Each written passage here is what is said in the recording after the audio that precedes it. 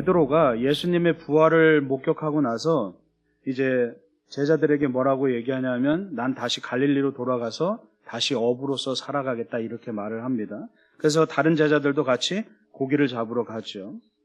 사실은 베드로가 부활하신 예수님을 만났지만 당장 어떻게 앞으로 이제 예수님께서 곧 승천하실 것이고 앞으로 어떻게 사역을 해야 될지 어떻게 복음을 전해야 될지 굉장히 막막했던 상황입니다.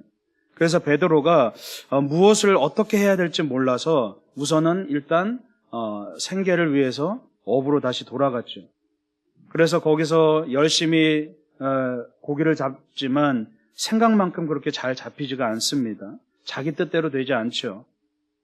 그런데 어느 날 예수님께서 나타나십니다. 예수님께서 오셔서 저 멀찌감치서 해변에서 오른쪽으로 그물을 던져봐라 라고 그렇게 말씀하시죠. 그래서 그들이 그 이야기를 따라서 오른쪽으로 그물을 던졌더니 153마리의 물고기가 잡혔던 것을 보게 됩니다. 그리고 나서 그제서야 이제 사도 요한이 예수님을 발견하고 저분 예수님이다 라고 하니까 베드로가 이제 뛰어들어서 예수님을 이렇게 찾아가죠. 여러분, 베드로라는 사람은 참 열정이 많았던 사람입니다. 항상 그래서 능동적으로 행동했던 사람입니다. 항상 생각보다 행동이 더 빨랐던 그런 사람이죠.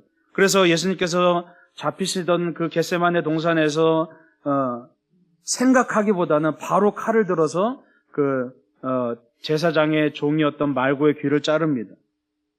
또 예수님께서 물 위를 걸어서 제자들에게 찾아오셨을 때도 가장 먼저 베드로가 물 위로 뛰어들었죠. 그리고 예수님께서 이제 떠나시겠다, 예수님께서 고난 받으시겠다라고 말씀하셨을 때 베드로는 가장 먼저 내가 주님을 위해서 목숨을 걸겠습니다라고 그렇게 다짐을 하곤 합니다. 그리고 또 금방 생각할 겨를도 없이 고민할 겨를도 없이 또 예수님께서 고난 받으실 때 부인을 해버리죠.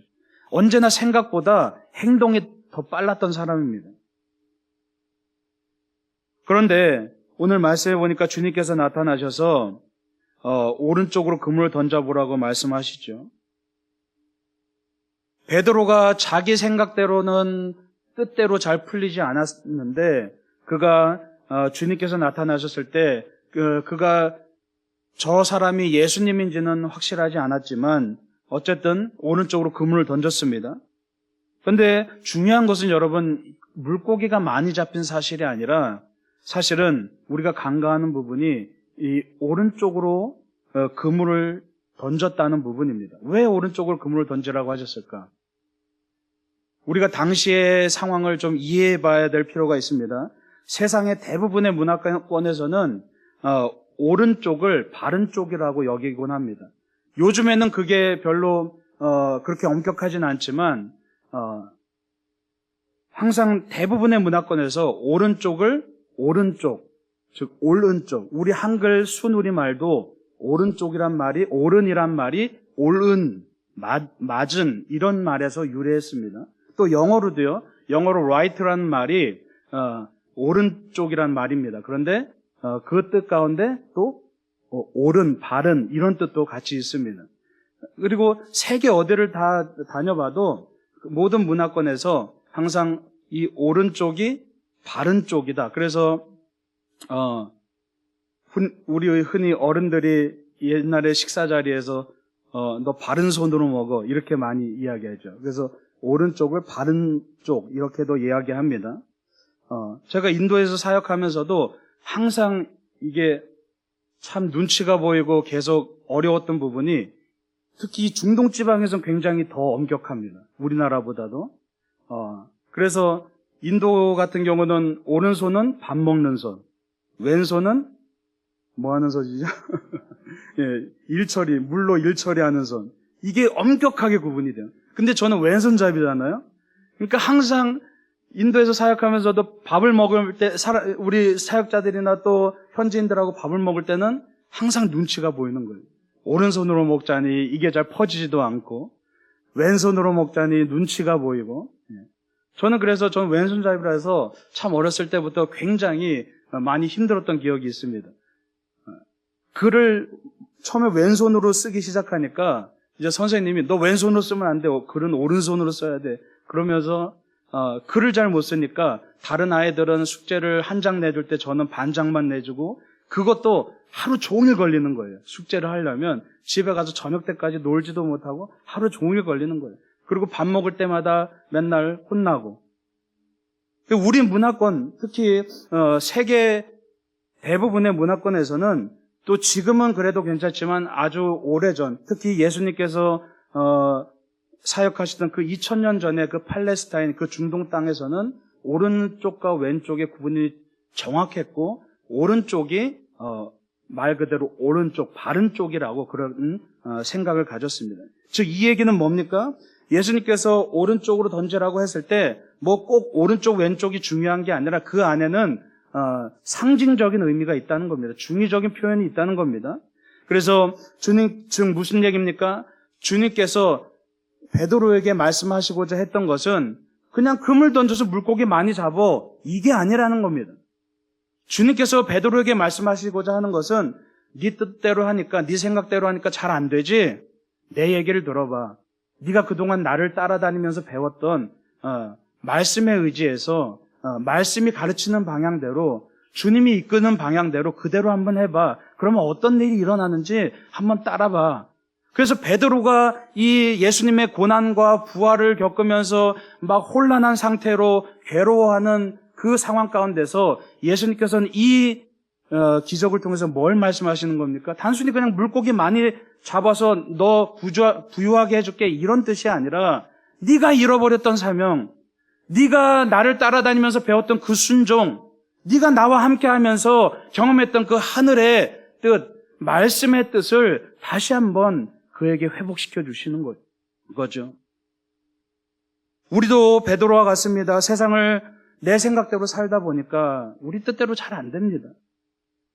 내가 여러 가지 계획을 세우고 뭔가 내가 열심히 하면 되겠지 하지만 그게 쉽지 않습니다. 잘 되지 않습니다.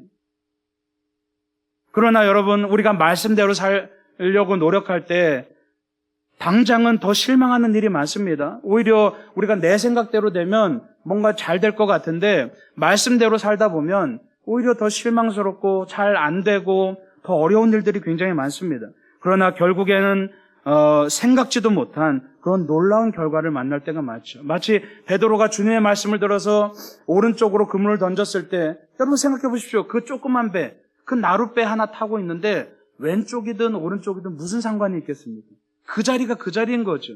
무슨 상관이 있겠습니까? 그러나 베드로가 주님의 말씀을 따라서 오른쪽에 그물을 던졌을 때 상식적으로 생각할 때는 아무 차이 없는 그 약간의 차이지만 그가 자신의 생각을 접어두고 주님의 뜻을 따라서 오른쪽으로 던졌을 때 그가 감히 상상하지도 못한 놀라운 기적을 경험하게 됐습니다.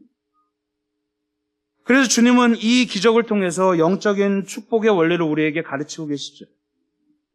예수님께서는 어떻게 공생애를 시작하셨습니까? 처음 사역을 시작하실 때 사단으로부터 시험을 받으십니다. 마태복음 4장 4절에 보면 예수님께서 처음 시험을 받으셨을 때 사탄이 예수님에게 이야기합니다. 너 하나님의 아들이야? 그럼 너 능력 있네? 너 여기 돌들밖에 없는데 이 사막 한가운데서 돌밖에 없는데 이 돌을 떡으로 만들어서 너 지금 당장 배고픈데 배를 채워 이렇게 말합니다. 그런데 예수님 뭐라고 말씀하십니까? 사람이 떡으로만 살 것이 아니라 하나님의 입으로부터 나오는 모든 말씀으로 살 것이다 라고 말씀하고 있죠. 즉 뭡니까? 내가 할 수 있는 것, 내 능력으로 할 수 있는 것, 내 뜻으로 할 수 있는 그 방법을 주님께서는 포기하시고 하나님의 말씀대로 살겠다고 그렇게 결정하시고 그것으로 인해서 사단의 시험을 이기셨다는 말씀입니다. 여러분, 하나님의 뜻을 분별하고 그 뜻의 바른 방향으로 살 때 그것이 우리에게 생명의 양식이 된다는 것을 여러분 믿으시기 바랍니다. 그래서 우리가 매일마다 꾸준하게 누가 하든 하지 않든 누가 보든 보지 않든 우리가 말씀 묵상을 하는 이유가 뭡니까? 제가 매일마다 말씀 카드를 만들어서 누가 보든 안 보든 읽든 안 읽든 꾸준히 올리는 이유는 단 한 가지입니다.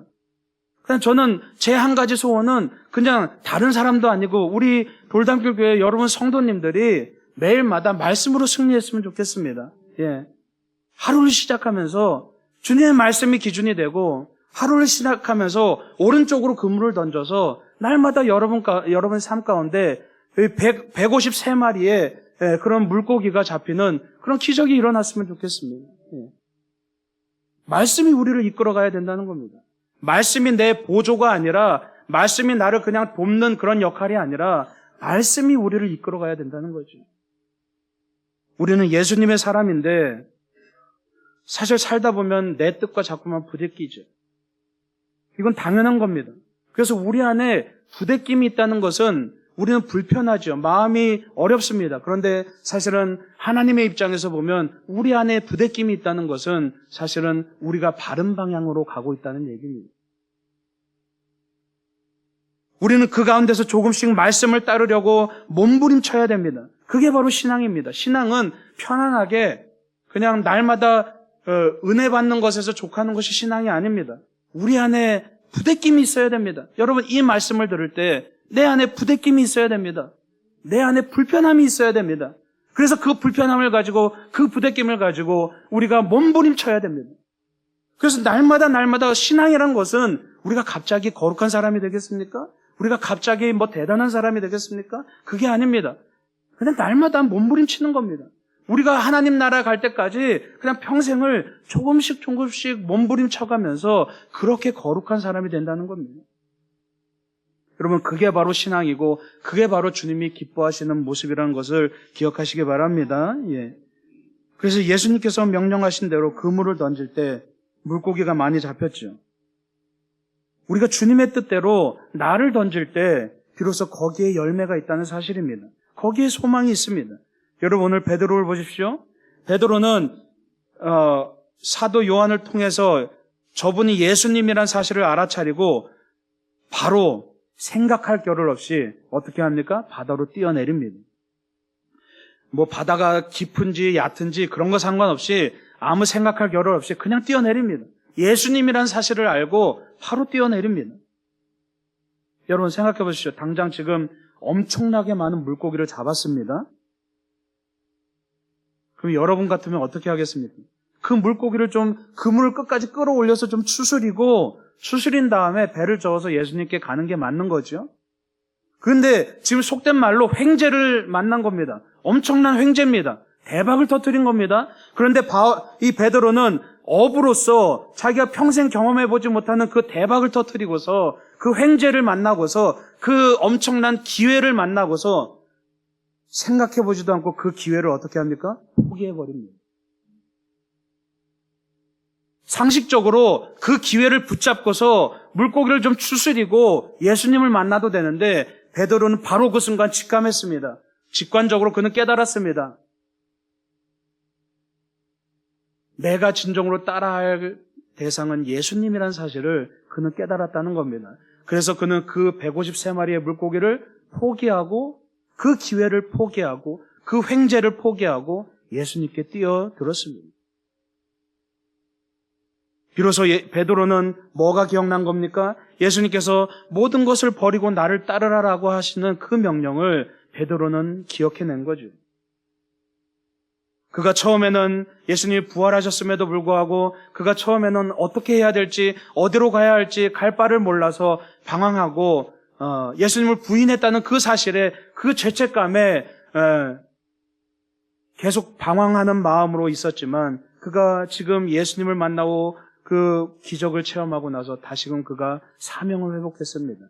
내가 가야 할 곳은, 내가 있어야 할 곳은 이곳이 아니구나. 내가 있어야 할 곳은 저 잃어버린 영혼들이구나. 내가 해야 할 일은 이곳에서 물고기를 잡는 일이 아니구나. 내가 해야 할 일은 주님의 복음을 들고 세상에 나가는 일이구나라는 그 자신의 사명을 온전히 회복했다는 사실입니다.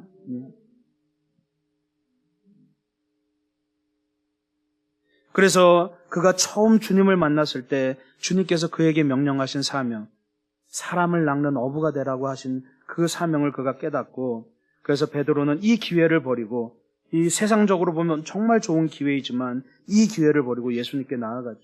예수님께서 이 기적을 행하신 이유가 뭡니까? 그들에게 무슨 횡재를 선물하시려고, 그들이 물고기를 많이 팔아서 부자가 되게 하시려고, 그게 아니었다는 겁니다. 오히려 그것들을 버려두고 예수님을 따르도록 하기 위해서 그들을 회복시키셨다는 사실을 여러분 기억하시기 바랍니다.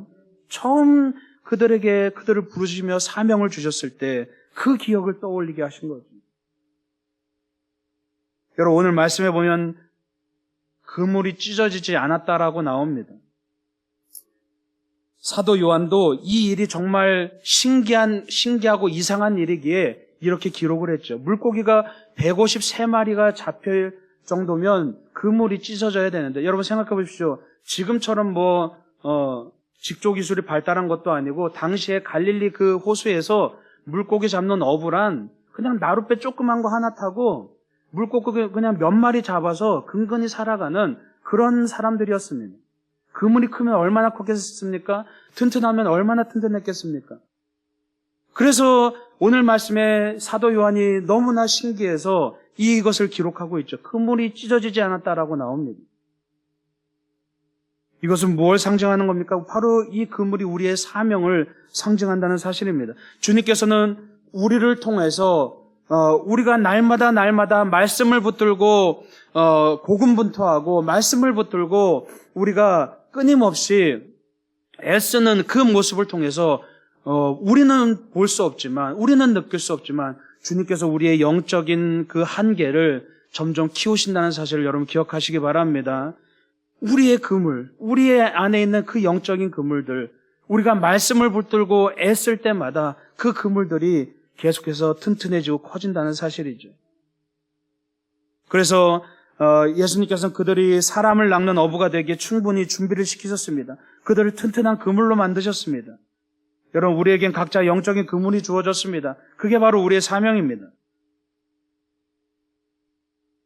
그들이 그 그물을 주님이 원하시는 방향, 내가 원하는 방향이 아니라 주님이 원하시는 방향으로 던졌을 때 비로소 물고기가 잡히게 되죠. 주님은 이 모습을 통해서 우리가 가진 달란트, 우리가 가진 삶, 이 영적인 그물이 비로소 주님의 뜻에 맞게 사용되어질 때 비로소 그 안에서 진정한 열매가 맺혀진다는 사실을 주님께서 보여주고 계신다는 겁니다. 예. 우리가 어떻게 하나님의 나라를 이 땅 가운데 만들어 가겠습니까? 어떻게 우리가 하나님의 나라를 이 땅 가운데서 넓혀 가겠습니까?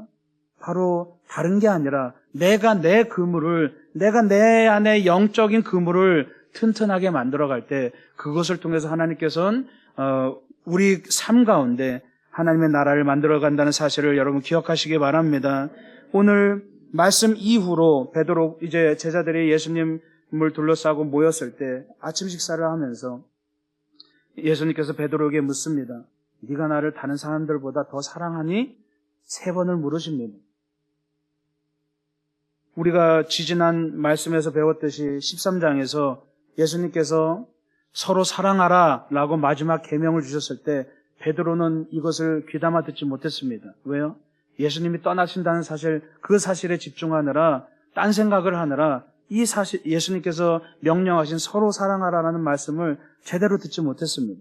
그래서 예수님께서는 다시금 네가 나를 사랑하느냐 3번 물으시면서 또 얼마 전에 베드로가 예수님을 3번이나 부인했던 그 사실을 떠올리시면서 네가 나를 사랑하느냐 3번 물으시면서 그에게 다시금 중요한 사실을, 중요한 계명을 다시금 심어주시지.